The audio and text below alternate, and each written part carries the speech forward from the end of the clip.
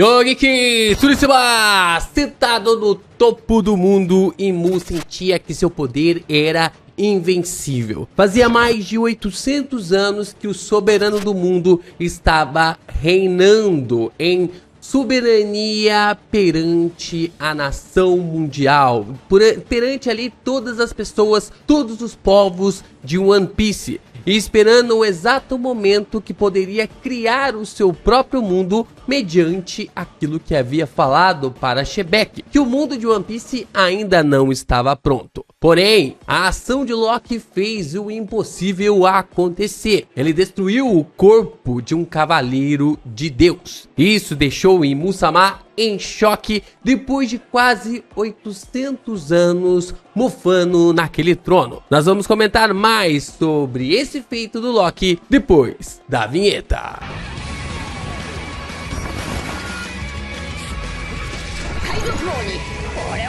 Sentado no topo do mundo, Imu-sama manda e desmanda, escondido nas sombras através dos Gorosei. É um ponto bem singular na trama de One Piece quando a gente começa a ver a apresentação de Imu-sama, porque os Gorosei, eles são apresentados para nós lá perante o capítulo 235, se eu não estiver enganado, é entre a saga de Alabasta e a saga de Skypiea. Na verdade, antes da saga de Jaya, nós temos a apresentação dos Gorosei juntamente com Doflamingo e Bartolomeu Kuma. E 800, exatamente, na verdade, quase 800 capítulos depois, nós temos a apresentação de Imu no capítulo 906, num trio de capítulos que ficou para a história, que é o capítulo 906, 907 e 908. No 906 nós somos apresentados ao trono vazio. É entre o 906 e o 907 nós somos apresentados ao trono vazio. O trono que era para marcar, para ter uma singularidade de que todas as nações são iguais perante aquele marco. Mas no final do capítulo 908 nós tomamos noção que Imu-sama, um ser, uma criatura, alguém está sentado no trono vazio. Um trono que não era para ter ninguém, tem alguém sentado lá. E conforme a gente observou ali na história de One Piece, nesses mais de 200 capítulos, nós tivemos apenas duas pessoas que deixaram Imu-sama em choque. Até agora, a única pessoa que havia feito Imu ficar em choque tinha sido ali o Joy Boy. Só que era um choque mais de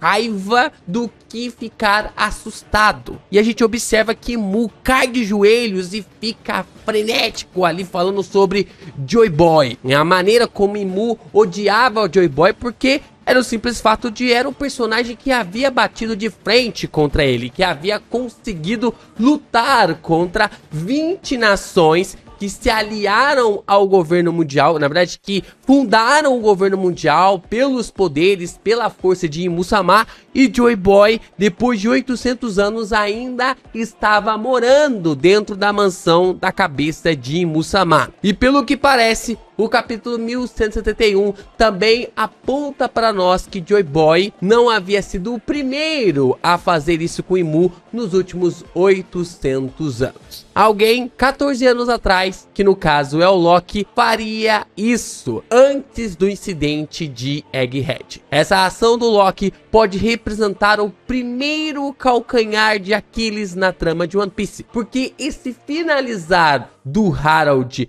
perante os poderes do Loki, apagando com os poderes de Imu, pode mostrar o primeiro ponto fraco do soberano do mundo. Meus amigos, o capítulo 1171 promete nos trazer um hype absurdo perante os poderes de Loki e também sobre essa aflição de Imu-sama. E se você tá empolgado com todo esse conteúdo que a gente vai comentar nessa semana e nas próximas semanas, deixa seu like, se inscreva aqui no canal e também compartilhe os nossos conteúdos por aí. É muito importante você continuar reagindo, comentando, divulgando pra gente bater a nossa marca, a nossa meta de 200 mil inscritos. Essa semana a gente vai virar 159 eu ainda quero virar 160 nesse mês. Então, continue fortalecendo o canal do Geek Brasil se inscrevendo. E é claro que você também pode fazer parte da nossa tripulação. Seja através do Pix que vai aparecer aí na tela, seja através do Valeu, seja através de se tornar membro do canal, da maneira, ou até mesmo pelo Live Pix que vai estar por aí também. Da maneira como você quiser, você pode contribuir para o canal do Geek Brasil. Só você chegar no valor ali de 50 pila e aí você pode escolher um lugar na nossa tripulação e ficar creditado aqui para os nossos conteúdos. Todos os vídeos de One Piece você vai ficar creditado com o seu nomezinho e sua fotinha ali na nossa tripulação.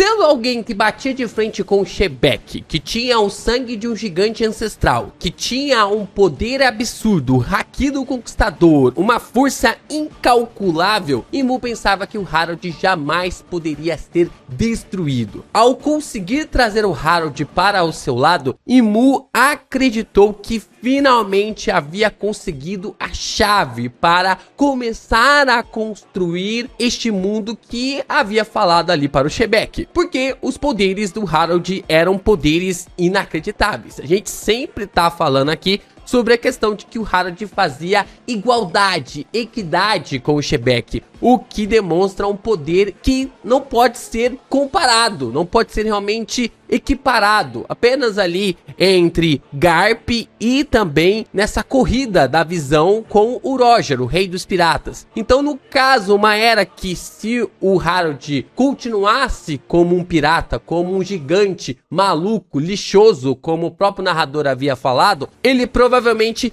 iria se equiparar ou até mesmo ultrapassar esses três. Mas através da ida, nós observamos que o Harold começa a mudar. E eu já tenho falado para vocês sobre esse conceito realizado aqui sobre o amor. E vocês, na verdade, muito de vocês, ou poucos de vocês, não estão levando essa ideia a sério. E eu acho que o Oda está levando a sério e vocês estão meio que fazendo vista grossa. Porque até mesmo o poder do amor é capaz de mudar o homem mais lixoso, o gigante mais lixoso que já existiu no mundo de One Piece. E o poder do amor, ele é tão singular que é exatamente isso que faz com que o Loki consiga derrotar, meio que tipo assim, fragmentar o Rei Harold através dos seus poderes. Imu não contava com algo, o Haki do Conquistador de Loki, o poder da sua Akuma no Mi lendária, mas o poder do amor de Loki pelo seu pai e por Elbaf faria o Harold ficar em pedaços. Faria com que o Harold não pudesse mais regenerar o seu corpo através do poder do soberano do mundo. E isso está ligado diretamente a algo muito importante que a gente vai comentar nesse vídeo. É interessante parar para pensar sobre esse conceito, sobre tudo que o Loki realmente conseguiu encaixar, porque nem mesmo os piratas Roger conseguiram fazer isso de uma forma como eles passaram bom tempo lutando contra os Cavaleiros de Deus. Praticamente desde o ano 38, de 38 anos atrás, até mais ou menos ali o ano 25, nós temos os piratas Roger lutando diretamente contra os Cavaleiros de Deus. E eles nunca havia conseguido derrotar de uma forma para fazer com que um Cavaleiro de Deus morresse. O Gaban deixou isso bem claro, mostrando para eles ali de que o Loki havia sido o primeiro a conseguir matar um Cavaleiro de Deus. O amor de todos pelo Shanks conseguiu fazer com que eles conseguissem derrotar os Cavaleiros de Deus, fazer com que a regeneração deles atrasasse. Mas ainda faltava alguma coisa. Ainda faltava algo ali que o Loki conseguiu encaixar, que a gente consegue perceber sobre esse significado, tanto do poder do amor, quanto também do alto sacrifício. E onde que isso é reforçado? Isso é reforçado lá no capítulo 1151. Eu sempre falo para vocês sobre este quadro, sobre essa página. O Oda deixa ainda mais evidente essa questão do poder do amor. Enquanto de um lado nós observamos guerreiros experientes, desmaiados, guerreiros que atravessaram bravos mares, guerreiros que lutaram grandes guerras, guerreiros que estiveram ao lado de Dori e Brogg construindo e devastando grandes eras. E nós observamos o Haki do Conquistador de Mu derrubando eles e fazerem com que babem pela boca. E do outro lado nós temos mães singulares, porque eram mães gigantes, mas ainda assim mães gigantes exclamando de que não vão cair tão facilmente pelo Haki do Conquistador, do soberano do mundo. Nós estamos falando do Haki do Conquistador de Mu-Sama. E essas mães estão de pé. Eu não vou ser derrubada assim, não. Eu com certeza vou salvar todos vocês. Esperem por mim. Nós então temos o sacrifício, o poder do amor sacrificial através das ações de mães que estão dispostas a bater de frente com o poder de Mu-Sama.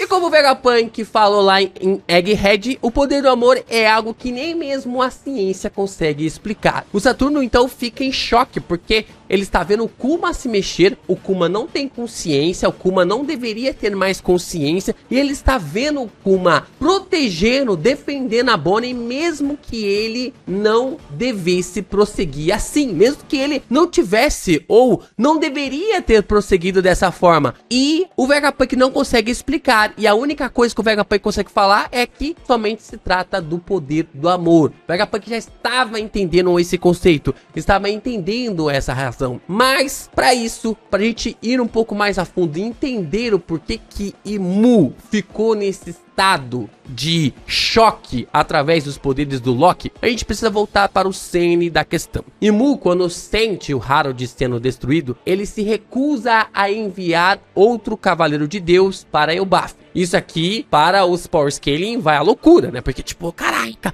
Imu ficou com medo do Loki e tal. O que que aconteceu? Imu realmente ficou com medo do Loki acabar com os Cavaleiros de Deus. Não dava mais para enviar Cavaleiros de Deus ali para Elbaf, porque simplesmente a coisa ia para o zaralho. Pela primeira vez em 800 anos, Imu se sentiu aflito. Se sentiu ali com uma aflição muito grande. Mas fora o poder do Loki, existe algo a mais que Imu deve ter sentido. Algumas descrições dizem que Imu parece ter sido afetado de uma forma como seus poderes tivessem ido embora. Como se aqueles poderes que estivessem ali com o Rei Harold tivessem sido drenados, indo embora através do ataque do Loki. Onde será que nós já vimos algo assim? Onde será que nós já vimos alguém dividindo seus poderes, as suas habilidades com outras pessoas, com outros seres e ficando imortal, se tornando alguém imortal?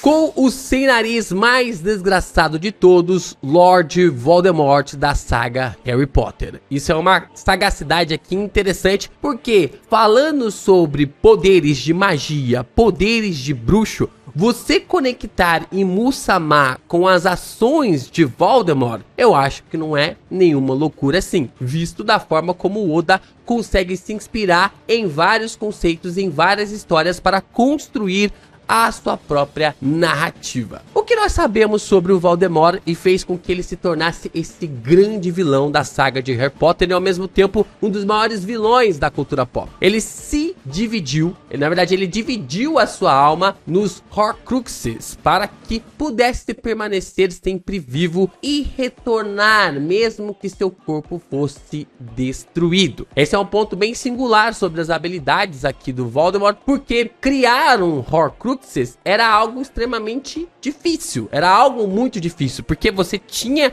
que gerar todo um sacrifício para depois fazer uma divisão dessa alma e dessa forma gerar então um Horcruxes. Só que o Voldemort, ele não fez apenas um, ele fez vários, ele acabou gerando vários pontos ali através da divisão da sua alma. Um Horcrux é um objeto ou um ser vivo no qual um bruxo esconde um fragmento da sua própria alma. Enquanto esse fragmento existir preso em algum lugar, o bruxo não consegue morrer de verdade. A ideia não é virar um imortal no sentido invencível, ou seja, aquele tipo de imortal que não pode ser destruído, que não pode ser morto, e sim impedir a morte definitiva. Mesmo que o corpo esteja destruído, resta um pedaço da alma ancorado no mundo, e esse pedaço da alma pode ser trazido de volta várias vezes de forma ali condizente com a trama, condizente com a história. Então, marca-se uma imortalidade para que esse pedaço da alma consiga fazer com que este ser permaneça no mundo onde ele quer governar, no mundo onde ele quer permanecer vivo. E este é um conceito interessante, porque na maneira como isso ele é aprofundado, a gente começa a conectar essa ideia através também das habilidades de Imu-sama. Olhando dessa forma, os Cavaleiros de Deus seriam os Horcruxes de Imu-sama. Enquanto existir alguém com a marca do abismo, Imu sempre será imortal. Imu nunca vai conseguir ser destruído. No caso Voldemort, seu corpo poderia ser destruído, mas ele sempre voltava por causa dos Horcruxes espalhados ali através do mundo de Harry Potter. No caso de Imu, enquanto os Cavaleiros de Deus existirem através ali da marca do abismo, Imu será imortal. Esse é o verdadeiro poder do abismo. Nem mesmo Imu e os Cavaleiros podem ser mortos. É isso que faz Imu ser imortal e é isso que faz os Cavaleiros de Deus, é isso que acaba fazendo ali os Cavaleiros de Deus se tornarem imortais. A questão é que no meio desse processo, tanto Imu quanto Voldemort parecem ter sido surpreendidos pelo poder da onde? Pelo poder do quê? Pelo poder do amor. Olha só. Olha só o poder do amor aparecendo aqui mais uma vez. Quando a Lily, que é a mãe do Harry, ela morre, o sangue dela marca o Harry com uma proteção que o Voldemort não consegue controlar e nem entender. Então, quando o Voldemort lança o Avada Kedavra ali no bebê Harry, a maldição não consegue agarrar o Harry do jeito como deveria, porque existe essa proteção ativa da Lily. Ela rebate e volta para o próprio Voldemort, e o resultado que nós temos é que o corpo de Voldemort é destruído e o Harry fica apenas com a marca na testa, a cicatriz de raio que a gente conhece de forma tão singular na saga Harry Potter. Isso é muito interessante, porque para a Lily conseguir conjurar essa magia, ela não pode conjurar de uma forma ali meio que sem querer. Existe um conceito que precisa se combinar, que parece sem querer, mas ao mesmo tempo é como se fosse um alinhamento de planetas. Por quê? A Lily, quando ela faz isso, ela não usa apenas para proteger alguém. Ela usa na questão de proteger alguém, mas ela também alinha 3 fatores cruciais. Nós observamos então ela usando o seu amor, ela tendo uma escolha real, ela não foi levada a isso, ela teve essa escolha proposital e ela teve esse sacrifício voluntário. Com isso, a Lily, ela conseguiu gerar uma magia ancestral extremamente poderosa, que é a magia do sacrifício voluntário por amor. Esse poder mágico, ele é tão singular que nem mesmo Voldemort conhecia. Ele não conseguia entender, conceber o que é este poder, o que era essa magia. E é tão interessante porque do fato da magia ser ancestral, ser muito antiga, e pelo fato também de ser algo ligado ao amor, ao auto-sacrifício, o Voldemort jamais poderia conceber, compreender esse poder mágico, o que se encaixa perfeitamente ali com aquilo que nós temos através de Imu-sama e também da relação do Loki. Espelhando então para One Piece, nós então temos que para destruir o poder de Imu-sama e dos Cavaleiros de Deus, temos o Haki do Conquistador, o poder do amor e o auto-sacrifício, você se sacrificar. Na questão aqui do Haki do Conquistador, então nós temos a escolha própria. Essa escolha própria de você querer ser forte, de você querer ser poderoso, já encaixa nesse sentido da mesma forma como a Lily não foi levada a isso. Ela escolheu tomar essa decisão. Da mesma forma como o Loki, por mais que ele tenha sido levado a isso, ele podia ter recusado, mas ele decide fazer isso. Ele decide acabar com a vida do seu pai para proteger Elbaf, para gerar esse sacrifício e fazer com que Elbaf fosse salva. Então esses pontos são exatamente aquilo que fizeram o Loki derrotar os poderes de Mu em seu pai. O Loki se sacrificou por todo o povo de Elbaf e manteve a honra do seu pai intacta perante o povo. Ele decidiu sacrificar a sua honra, que já era ali meio que comprometida, mas decidiu afundar ela de uma forma que não teria mais redenção até revelar a toda a verdade, como a gente conseguiu ver através ali do Harundin. Mas ao mesmo tempo ele manteve a honra do seu pai intacta, o que reflete diretamente sobre as ações desse sacrifício do Loki. E tudo isso fica ainda mais interessante porque nós tivemos o combo mais poderoso de One Piece que gerou nenhum dano em Musama. Barba Branca, Big Mom, Kaido, Shebeck, Garp e Roger usaram os seus ataques máximos em Musama e não conseguiram gerar nenhum dano, o que mostra que o meu palpite sobre o poder do amor está cada vez mais claro e mais evidente. Não tem mais para onde fugir. Não se trata apenas do poder para ferir Musama. É necessário amor, escolha real e sacrifício voluntário. Algo semelhante com a que a gente viu da Lily gerando essa magia ancestral, esse poder ancestral. Talvez nós estamos vendo o acréscimo, um poder que ficou realmente esquecido, apagado no século perdido, voltando de forma ali meio que sem querer na trama de One Piece. Queira você ou não, goste você ou não, mas o amor é mais do que necessário para derrotar os imortais relacionados ali a Musama e também aos Cavaleiros de Deus. Derrotando os Cavaleiros de Deus, Musama vai ficando cada vez mais fraco. E Musama ficando cada vez mais fraco, a vitória, o amanhecer e a liberdade no mundo de One Piece vai ficando cada vez mais real.